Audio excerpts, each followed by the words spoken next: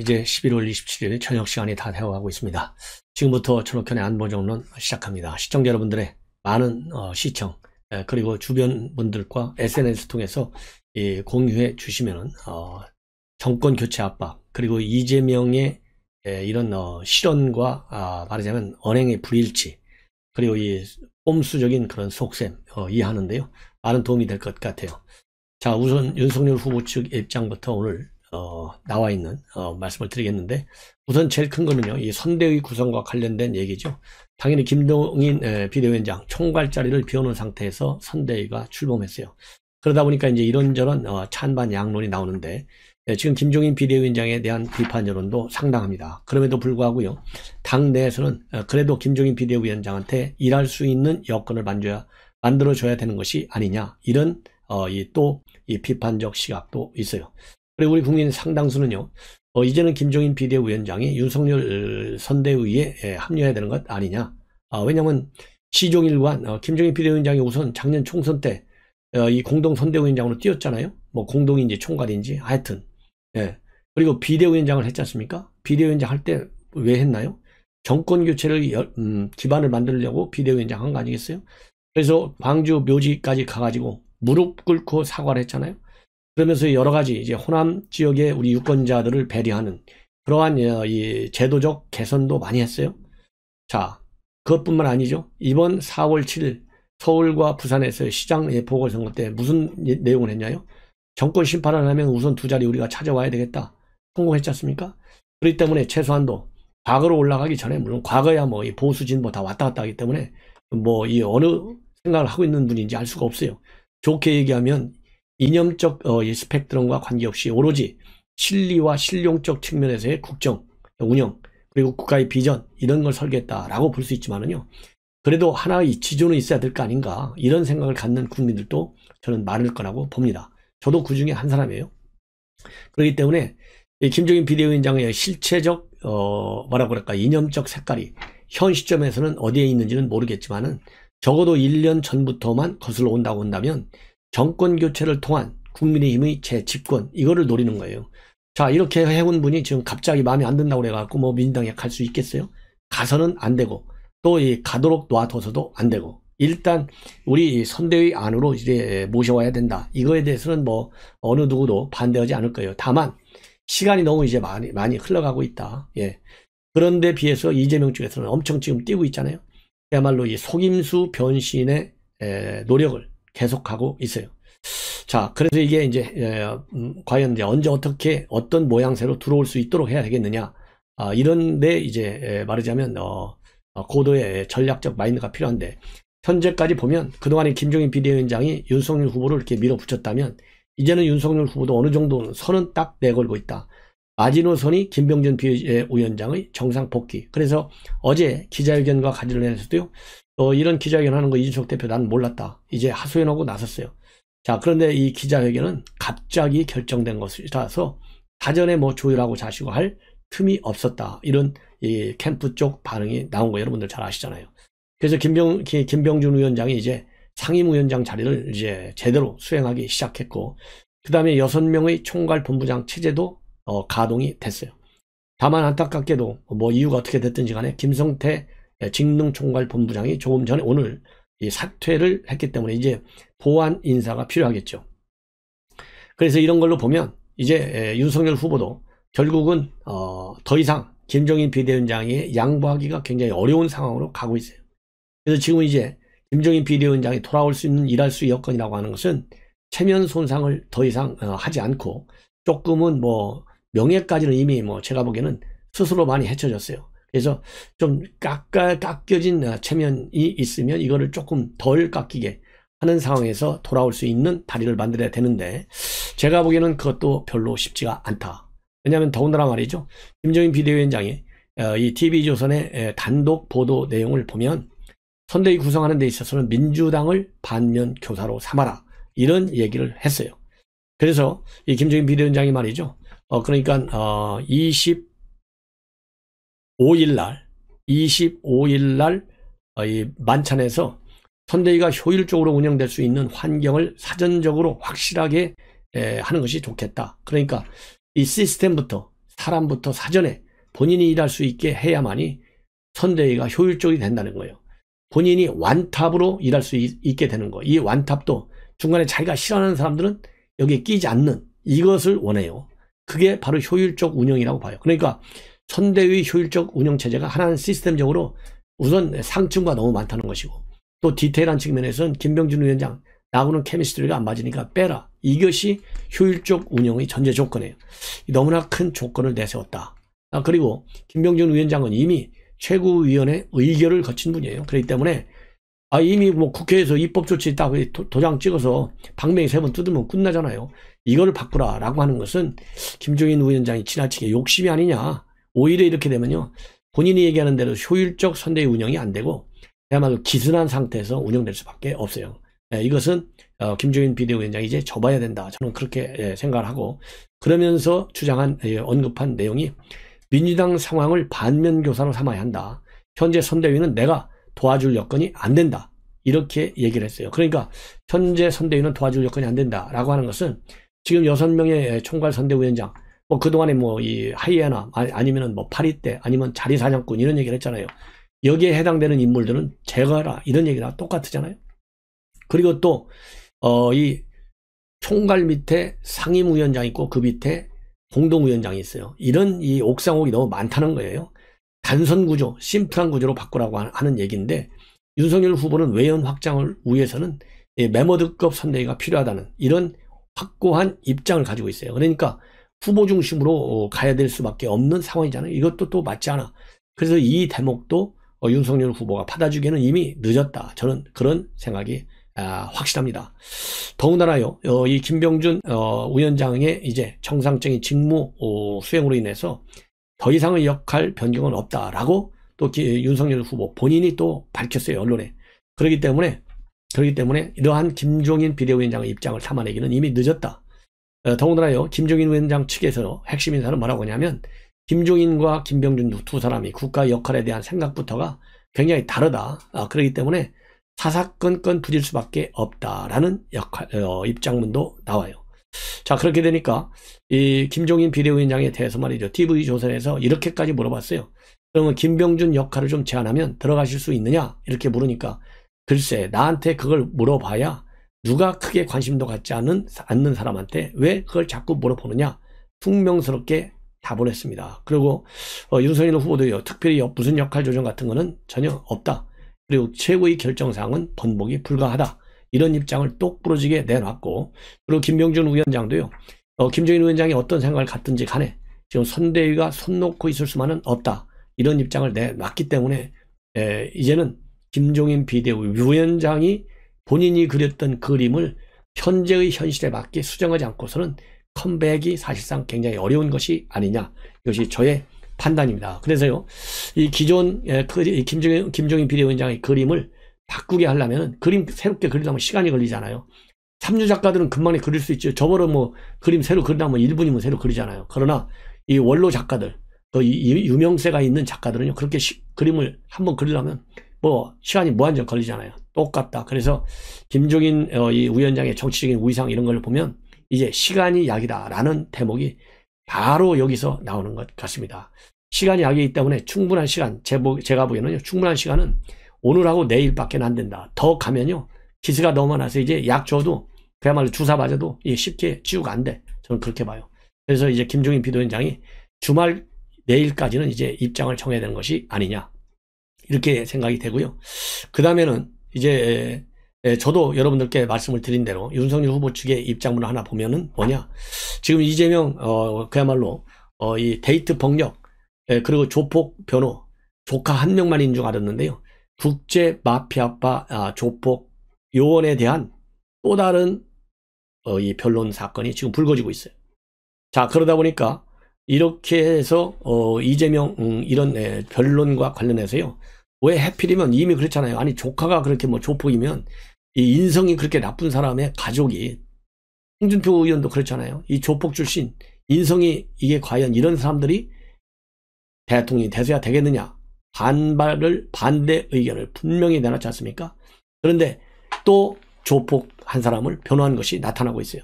예, 성남 국제 마피아파의 조폭 변호. 자, 그래서 이거와 관련해서 윤석열 캠프 측에서도 이재명 후보가 만약 인권 변호사면 보폭은 인권 보호 단체냐. 예. 그래서 왜 이재명 후보의 주변은 이렇게 잔인하고 폭력적인 일에 유독 많이 연루되어 있느냐. 이런 비판적 입장문을 내놨어요. 예. 뭐냐면요. 이 성남국제마피아바의 핵심 조직폭력배 이준석이잖아요. 예, 코마트레이드 대표. 이 사람이 2016년도에 이 이재명 시장일 때죠. 성남시에서 선정하는 중소기업인 대상의 장려상을 받았어요. 근데 2015년도 8월에 설립된 회사가 바로 코마트레이드인데 1년도 안 돼가지고 그야말로 이 상을 받는다? 이게 말이나 됩니까? 뭔가 뒤에 거래가 있었던 것이죠.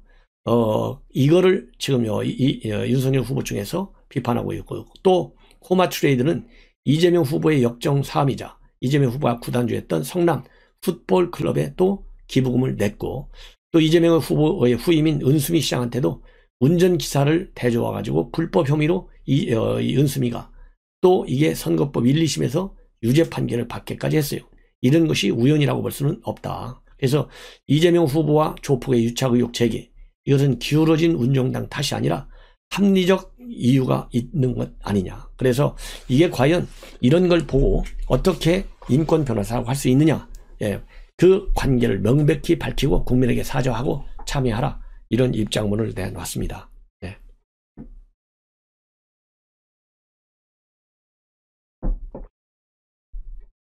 그 다음에 또 하나는 말이죠. 지금 이제 공수처, 저도 이제 어제 심야 방송을 하면서도 말씀드렸는데, 이 윤석열 후보 측에서 이 공수처, 뭐, 김웅 압수수색은 그 영장 발부 자체도, 정말 문성관 판사, 영장 전담 판사, 이상한 이념적 편견에 빠져있는 영장 전담 판사잖아요. 그러니까 영장을 내줄 것은 안 내주고 안 내줄 것은 내줘. 이렇게 해서 문제가 있는 이 판사예요. 그러니까 MBC 광우병 PD 수첩에 대해서 무죄 판결한 사람이에요. 예. 자, 그래서 그러다 보니까 그러한 압수수색 영장, 문제가 많은 압수수색 영장을 말하자면 허가해준 문성관 판사에 의해서 김웅 의원실 압수수색이 이루어졌는데, 서울중앙지법의 준항고 심판 판사는 말이죠. 이러한 압수수색을 통해서 이 압수수색 영장을 집행해서 김웅을 심판하러 가는 거, 이거는 불법 수사다. 그래서요, 이러한 김웅 의원의 준항고를 받아들였어요. 그래서 이제 공수처에서 압수해간 말하자면 증거물들 전혀 법적 효력이 없게 됐습니다. 이렇게 엉터리 공수처예요. 그러니까 엉터리 공수처의 압수수색 영장을 받아들여진 영장 전담 판사의 엉터리 판결 집행이 됐어. 그런데 법원에서요, 제대로 된 판사가 이거는 불법 투성이 압수수색 영장이다. 이 영장 집행이다. 그래서 무효화시키는 판결을 내렸어요. 그러다 보니까 지금 현재 이 윤석열 캠프 김병민 대변인은 이러한 공수처는 이제 빨리 없어져야 된다. 그래서 출범 때부터 정치적 편향성 우려가 많았는데, 이 공수처가 결국은 정권 유지, 정권 재창출, 이런 목표와 사명감을 지니고 태어났기 때문에 그러한 편향된 수사밖에 할 수 없다. 그래서 이 야당에 대한 탄압 및 불법 수사를 주도하고 있는 수사 책임자를 파면하라. 그리고 공수처를 해쳐야 할 이유가 산더미처럼 쌓여간다 그랬는데요. 이 얘기는 제가 좀 전에 말씀을 드린데도 어젯밤에도요, 이 공수처, 국민이 세금만 축내는 공수처 빨리 없애라. 공수처에 무능한 거는 이미 다 확인되고 입증된 것이 아니겠습니까? 그랬는데요. 이 윤석열 이 후보 측에서도 그런 입장문을 내놨고, 또 마침 오늘 조선일보 사설도요, 공수처 이번엔 치졸한 보복수사, 세금 낭비 말고 없어져야, 이런 제목 하에 이 공수처 이거 빨리 없어져야 된다, 이런 사설까지 내고 있어요. 그래서 공수처가 출범 10개월간 수사해온 사건은 12건인데요. 4건이 윤석열 후보 관련 사건이에요. 그리고 수사 대상 고위 공직자가 7,000명이 넘는데 사실상 윤석열 후보 한 사람만 쫓아다니는 그런 공수처가 돼버렸어요. 그래서 대장동 의혹이야말로 공수처가 최우선적으로 수사를 해야 되는데 못 본 채 하고 있어요. 이런 공수처는 181억 원의 국민 세금을 달라고 하고 있는데 이거 부끄러운지도 모른다. 그래서 공수처를 해산하라. 이렇게 지금 윤석열 후보 측에서도 강력히 주장하고 있다는 말씀. 그래서 우리 시청자 여러분들께서도 이 공수처 폐지 캠페인을 벌이고요, 이럴 때 1000만 명 서명 운동을 벌여야 되는 것이 아니냐, 이런 생각이 듭니다. 그리고 조금 전에도 말씀드렸듯이 이제 이재명 이런 포악한 사람이 대통령이 돼서야 되겠느냐. 예. 이렇게 지금 홍준표 의원이 입장문을 내놨어요. 그러니까 이제 청년 코너에서 말하자면 윤석열을 찍어야 되느냐, 이재명이 찍어야 되느냐, 이거 답이 안 나온다. 이런 질문을 했어요. 예. 그러니까 아무리 그래도 살인자 집안 출신의 포악한 후보는 대통령이 돼서는 안 된다. 그러니까 이제 이재명 후보의 조카가 여성 2명을 수십 차례 흉기로 찔러 살해한 사건을 언급한 거예요. 예. 자, 그래서요, 이 포악한 후보 안 된다라는 입장문을 내놨어요. 살인자 집안 출신. 이 얘기는 결국 지금 후보가 둘이잖아요. 그렇다고 뭐 안철수, 심상정 찍으라고 할 수 없잖아요. 김동연 찍으라고 할 수 없잖아요. 그러니까 이 얘기는 결국 이제 홍준표 의원도 원하든 원하지 않든 간에 자연스럽게 시간이 지나면서 결국 윤석열 후보 지지 쪽으로 갈 수밖에 없는 이런 환경에 처해 있고, 그래서 결국은 윤석열 후보에 대한 지지 입장 표명, 아니면은 윤석열 후보 쪽에서의 러브콜에 홍준표 후보도 따라가는 것이 아니냐, 이런 판단을 하는 이제 결정적 모멘텀에 와 있다. 이것이 저의 판단입니다. 그래서 최근에요, 윤석열 이런 홍준표 후보의 여러 가지 이런 입장문을 보면 최근에 나온 것 중에 어제하고 오늘 나와 있는 것들을 3개만 짧게 말씀을 드리면요. 우선 이번 판에서는 정당의 구분이 모호해져 간다. 그래서 지금 박창달, 본인의 캠프에서 뛰었던 박창달 전 의원이 이재명 지지선하고 그쪽 캠프로 갔잖아요. 이거를 이제 비판하고 있는 거예요. 그래서 골수민주당 출신 우리 당에 오는 것이 참 놀라웠는데, 우리 당에서 45년 헌신한 분도 민주당으로 넘어가고, 골수민주당 출신은 이제 기만기를 얘기하는 것이죠. 여야를 넘나드는 80 넘은 노정객도 여야 정탈전이 벌어지고 있는데 웃지 못할 사건이다. 정권 교체를 하자는 건지 정권 교대를 하자는 건지 알 수 없는 대선판이다. 참 국민이 굉장히 당혹스러운데 안개 속 대선판이다 라고 되어 있고요. 그 다음에 이제 어제 나온 것 중에 하나가, 모든 것이 노마로 통하듯이 정당의 모든 것은 당대표를 통해야 한다. 당대표를 패싱하고 당대표를 깔보는 정당은 이입집단에 불과하지 정당이라고 볼 수 없다. 그러면서 호가우연 사람이 많은 조직일수록 그것은 병든 조직이고, 아무리 나이가 어려도 선출된 당대표가 당의 제일 어른이다. 그리고 잔혹한 살인사건을 데이트 폭력으로 둔갑시키는 재주는 대장동 비리를 국민의힘 게이트로 둔갑시키는 재주와 흡사하다. 검사 사칭에 총각 사칭, 나가 대선 후보 사칭까지 참 더러운 대선판이다. 그래서 이번 대선은 쉬겠다는 겁니다. 이런 입장문을 내놨어요. 그래서 이게 이제 지금 방금 1시간 전에 나온 게 이번 대선은 쉬겠다는 겁니다. 이렇게 나왔는데요. 쉬겠다고 해도 아까 말씀드린 대로 이 포악한 집안 출신이 대통령이 대선은 되느냐, 여기에 방점이 써져 있고, 이런 거를 보면 결국 뭐라고 그럴까요? 이재명 버리고, 이제 명시적으로 버리고 윤석열 쪽으로 기울 수밖에 없는 환경에 처해 있다. 이렇게 저는 판단이 됩니다. 자, 이러다 보니까요, 지금 임승호 대변인, 대변인 그야말로 철저한 시험을 통해서 합격한 사람이잖아요. 이 임승호 대변인 20대인데, 임승호 대변인이 페북에 글을 올려서 이번 윤석열 후보 선대위 구성과 관련된 갈등 상황 실감이 크다. 실망이 크다. 이런 취지의 페북에 글을 올려서 이게 많은 뭐라고 그럴까요? 반향을 일으키고 있어요. 여기에 말이죠. 정진석 지금 국회 부의장 최다선이죠. 5선. 댓글을 달렸는데 이게 또 난리가 났어요. 댓글 뭐라고 달렸느냐? 안타까운 마음 참 잘 알겠습니다. 당 대변인은 어디까지나 당 전체를 대변하는 임무가 우선이다.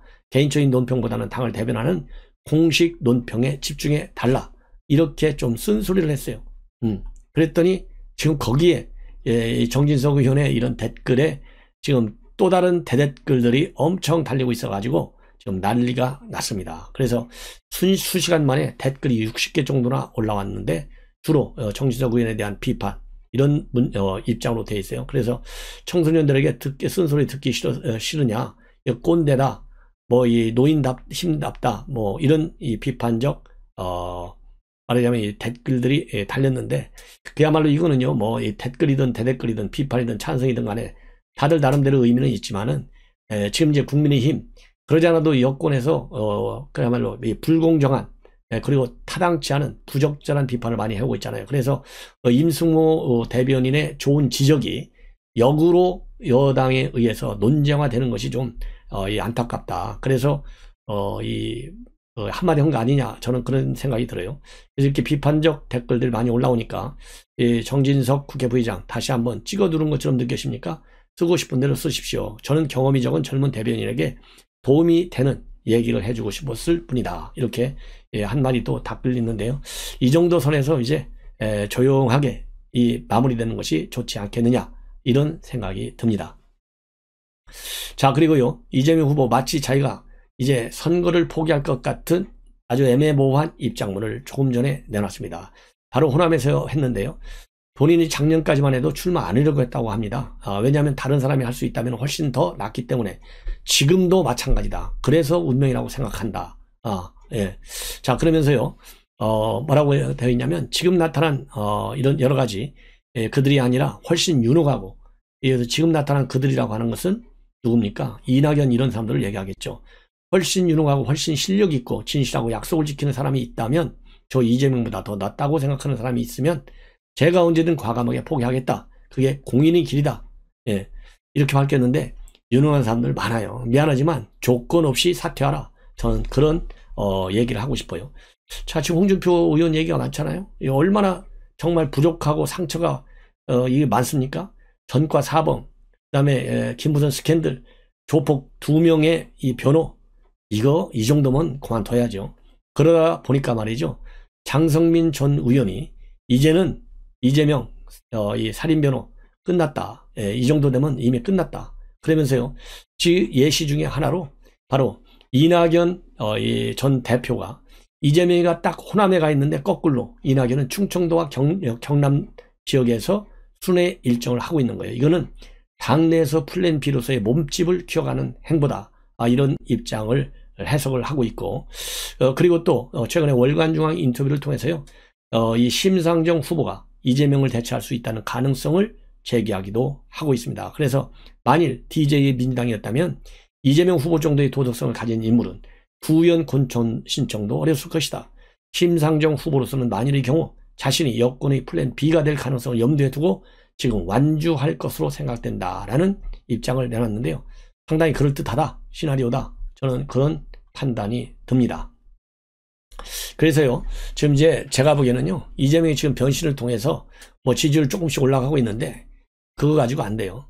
더 큰 사단이 벌어지기 전에, 환경과 어떤 이 상황의 변화가 오기 전에 민주당 스스로 말이죠, 최소한도 민주당이 집권 여당이라면, 그리고 앞으로 정당으로서의 생명력을 계속 가지려면 더 늦지 않게 이재명 후보 교체 작업을 전격적으로 단행하는 것이 민심에 순응하는 길이다. 이렇게 저는 보여지고, 이미 50억 클럽 곽상도, 권순일, 지금 뭐 홍선근 머니투데이 회장, 뭐 이런 사람들 전부 소환 조사를 받고 있어요. 그래서 지금 언론 보도를 보면 이 곽상도 아들 50억 받은 것이 결국 곽상도 구자로 넘어갔다, 이런 흐름을 검찰에서 잡고 있다라는 보도까지 나와요. 그래서 지금 현재 곽상도 소환 조사를 받고 있는 상황인데, 곽상도에 대한 구속영장 청구가 임박한 것이 아니냐, 이런 보도가 나오고 있습니다. 그래서 제가 보기에는요, 이 곽상도의 경우는 어떻게든지 여당이 아마 집어들으려고 작심할 거예요.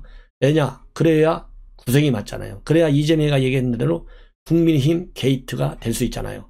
예, 이런 측면에서 보면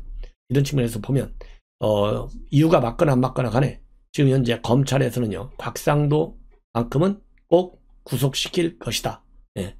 자, 그래서 이 꽤 맞추기 수사를 할 것이다 라고 생각이 듭니다. 예. 자, 이렇게 해서 지금까지 나와 있는 중요한 뉴스들 정리를 해드렸고요. 이제 저녁 식사 후에 다시 여러분들을 찾아뵙도록 하겠습니다. 시청자 여러분들께서요, 제가 내년 서초갑 보궐선거에 출마합니다. 여러분들의 많은 지지와 성원을 당부드립니다.